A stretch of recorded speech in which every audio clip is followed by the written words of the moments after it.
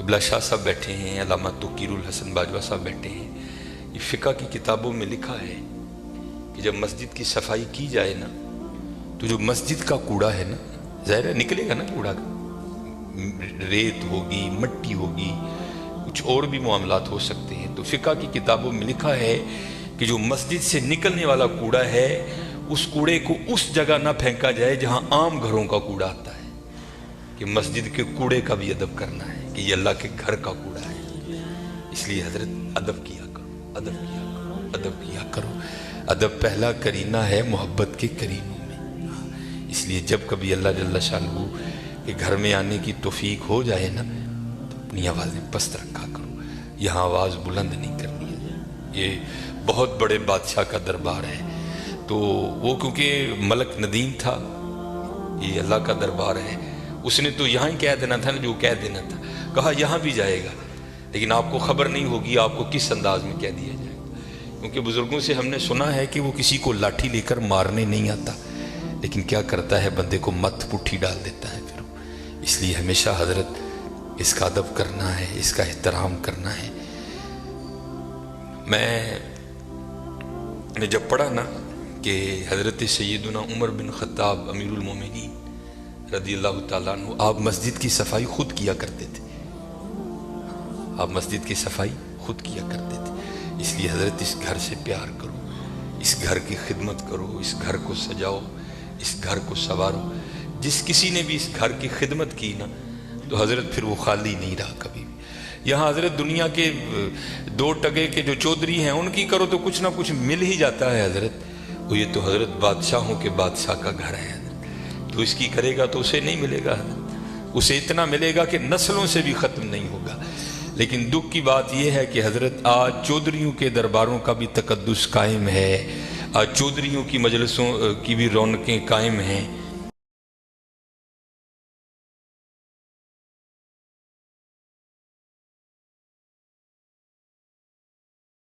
لیکن دکھ کی بات حضرت ہم نے پتہ نہیں اس گھر کو کیا سمجھ لیا.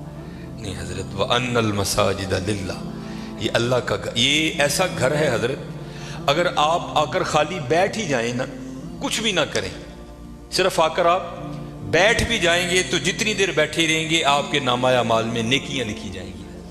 یہ ایسا سونا گھر ہے. اور حکیم صاحب رحمۃ اللہ تعالیٰ نے تو اکثر فرمایا کرتے تھے کہ بھائی سانو تے جو ملے ایتھوں ہی ملے ہے، سانو تے جو ملے ایتھوں ملے ہے. ابو بکر صدیق کو جو ملا مسجد سے ملا، حضرت عمر کو جو ملا مسجد سے ملا، حضرت عثمان غنی کو جو ملا مسجد سے ملا، حضرت سیدنا علی المرتضیٰ کو جو ملا مسجد سے ملا، ہمارے بڑوں کو جو ملا حضرت مسجد سے ملا حضرت. اور آج جو ہمارے گھروں سے رحمتیں رونقیں بھاگ گئی ہیں نا، اس کی وجہ یہ ہے کہ حضرت ہم نے یہاں آنا چھوڑ دیا ہے، ہم نے یہاں آنا چھوڑ دیا ہے. اس لیے یہاں آؤ بھی اور اس کا ادب بھی کرو اور اس کا احترام بھی کرو. یہ بہت بڑی جگہ ہے. جیسے میں نے کہا نا حضرت ہم دنیا دار ہیں نا، ہم نے پیسے کو بہت کچھ سمجھ لیا، حالانکہ پیسہ کچھ بھی نہیں ہے حضرت. پیسہ سب کچھ اللہ کی ذات ہے حضرت. اگر وہ ہے تو پیسہ کام آئے گا، اگر وہ نہیں تو پیسہ کیا کرے گا یار، کچھ بھی نہیں کرے گا. یہ مولانا روم علیہ الرحمہ مثنوی شریف میں آپ لکھتے ہیں کہ کوئی بابا جی تھے اور مال ان کے پاس بڑا تھا، اللہ نے بڑا مال دیا. وقت نزاع آ گیا، ان کو پتا تھا جو میرے بیٹے ہیں وہ نکمے ہیں، مال میں نے کمایا ہے، یہ عیاشی کریں گے اجاڑیں گے، جواب اللہ کے حضور مجھے دینا پڑے گا. علماء سے صوفیاء سے ان کی سنگت تھی، صحبت تھی، مشورہ کیا. انہوں نے کرتے کیا ہیں، انہوں نے 2 وصیتیں لکھی. پہلی وصیت لکھ کے نا شاپر میں ڈال کر اوپر لکھتے ہیں اس وصیت کو تب پڑھا جائے جب سارے لوگ میرا جنازہ پڑھنے کے لیے اکٹھے ہو جائیں. ایک اور وصیت لکھی، اسے شاپر میں ڈالا، لفافے کو بند کیا اور اس کے اوپر لکھا اس وصیت کو تب پڑھا جائے جب میرا جنازہ پڑھ دیا جائے. اب چودھری تھا، میں تو اکثر احباب سے پوچھتا ہوں پتہ نہیں حضرت ہم نے تو کہیں نہیں پڑھا، شاید آپ نے پڑھا ہو تو ہمیں بھی بتائیے گا کہاں لکھا ہے کہ امیر کے جنازے میں زیادہ ثواب ہے، غریب کے نہیں ہوتا. غریب کے جنازے میں آتا ہی کوئی نہیں حضرت، پاس سے بھی گزرے گا اپنی دکان پر بیٹھے رہیں گے، غریب کے جنازے پہ کوئی بھی نہیں جائے گا حضرت. اور اگر جنازہ ہو کسی امیر آدمی کا، ہمیں اطلاع کسی بھی راہ صلاح سے مل جائے ہم ضرور پہنچیں گے حضرت. اور یہ میں نے اب دیکھا ہے حضرت، پہلے جنازے پہ کون ملا کرتا تھا کسی سے، اب جناب جنازے پہ بھی لوگ ایسے ملتے ہیں جیسے شادیوں پر ملا جاتا تھا. اور اس کا مقصد کیا ہوتا ہے پاجی؟ دھیان رکھیو، میں بھی آیا جی تے جے کل کو میرا مر گیا تو تسی بھی آنا جی. عجیب رنگ لگ گیا یار. آدھا آدھا گھنٹہ، پونا پونا گھنٹہ لوگ حضرت بڑے وہاں کھڑے ہو کر ایک دوسرے کو ملتے رہتے ہیں. لوگ جنازہ پڑھنے کے لیے آ گئے، امام صاحب بھی کھڑے ہوئے، آپ نے لوگوں کو نیت بتائی. تو جو بابے کا بڑا بیٹا تھا نا وہ کہتا ہے مولوی صاحب ابا جی اور نے 2 وصیتاں کیتیاں نے. پہلی وصیت پر انہوں نے لکھا ہے اس وصیت کو تب کھول کے پڑھا جائے جب سارے لوگ میرا جنازہ پڑھنے کے لیے آ جائیں. اب سارے لوگ آ گئے ہیں، قطاریں بن گئی ہیں، صفیں بن گئی ہیں، تو آپ یہ وصیت پڑھیں. یہ مولانا روم لکھ رہے ہیں، سن 700 ہجری میں مثنوی شریف آپ نے تصنیف کی.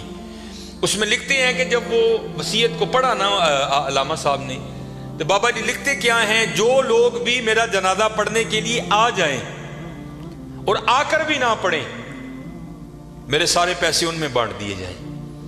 اب جب یہ اعلان ہوا نا تو تھے تو ہم جیسے سارے، انہوں نے کہا جنازہ فرض کفایہ، چند احباب بھی پڑھ لیں گے، سب کا ہو گیا. چلو اگر ثواب کی بات ہے کسی اور کا پڑھ کے لے لیں گے، یہاں نقد پیسے مل رہے ہیں. ایک نکلا، دوسرا نکلا، تیسرا نکلا، یہاں تک کہ مولانا روم فرماتے ہیں کہ جتنے لوگ جنازہ پڑھنے کے لیے آئے تھے نا، سب نیکی چھوڑ کر پیسے لینے کے لیے پیچھے جا کر کھڑے ہو گئے. اب رہ گئے صرف مولوی صاحب اور بابا جی کے بیٹے. بابا جی کے بیٹوں نے سوچا لے بھائی وہ پیسے تو ساڈے نے، اے لے لوگ چلے نے. چلو ان ابا جی نے وصیت کر چھڑی، یہ خیر اتنے تو ریٹ نہیں ہو سکتی، لیکن ان کو جیسی بھی تو لئیے نا. ایک بیٹا، دوجا بیٹا، تیجا بیٹا، چوتھا بیٹا، چاروں جا کر لوگوں میں کھڑے ہو گئے. اب رہ گئے موئے بابا جی اور مولوی صاحب. پھر مجھے یہاں میاں محمد بخش صاحب یاد آئے. آپ کیا فرماتے ہیں؟ جان دی واری کیا ڈرونا بنیا، ڈر دے ہاتھ نہیں لاندے، جنہ لئی تو پاپ کمائے کتنے نے تیرے کر دے. اور رونا ہے جی حضرت، میں نے بڑا بڑا کچھ دیکھ لیا ہے، اتنا کچھ دیکھا ہے کہ دل کرتا ہے سر چکھے پا کے کہ ٹر جائیے ذرا سیڈ. لیکن کیا کریں، ڈیوٹیاں لگی ہیں، نبھانی پڑتی. میں نیا نیا گیا نا جو باگڈا کلونی، امیر آدمی، لینڈ کروزر، پراڈو، جناب سجے کھبے، میری بھی تھوڑی فرقی گھوم گئی، بڑی محبت ملی جناب. اکثر بڑے بڑے نام جاتے ہوئے وصیت کر گئے کہ سانو غسل جڑا نافذ صاحب دین گیا. میں بھی نیا نیا تھا، میں نے بھی چلے جانا. ایک بہت بڑا حضرت سیالکوٹ کا نام ہے، غسل دینے کے لیے گیا. اسی طرح سردیاں تھیں، بابا لیٹا ہے چارپائی پہ، اس کا بیٹا کھڑا تھا. تو بابے نے نا سویٹر پہن رکھا تھا. سویٹر بھی کوئی ماڑا سویٹر نہیں حضرت، برانڈ کا سویٹر، کئی ہزار اس کی قیمت ہوگی. تو میں نے بڑے بیٹے کو کہا، میں نے کہا گل بات سنو، جو تیرے ہاتھ میں یہ جو ایپل کا موبائل ہے نا جس کی قیمت اس وقت بھی 1.5 لاکھ سے اوپر ہے، یہ بابے کی کمائی کا ہے. یہ تو نے ہاتھ پہ راڈو باندھ رکھی ہے نا، یہ بابے کی کمائی کی ہے. جو تیرے پاس لینڈ کروزر ہے نا، یہ بابے کی کمائی کی ہے. اور یہ وہ بابا ہے کہ جس کو ولی ہونے کی تیرے لحاظ سے سند اللہ اور اللہ کے رسول نے دی ہے.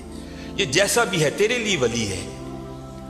ذمہ داری میری ہے جے تو کہیں تو میں بابے دا سویٹر اینی تینوں لا کے دینا وا کہ بابے نے تکلیف نہیں ہوئے گی، تو سویٹر تو رکھ لے، بابے دا سویٹر ہے، ایسے صدقے تیریاں موجاں نے پایا کر. یہ مسجد میں بیٹھا ہوں حضرت، منڈا کہتا نا نا حضرت مردے دیاں شیواں نہیں پائی دیاں.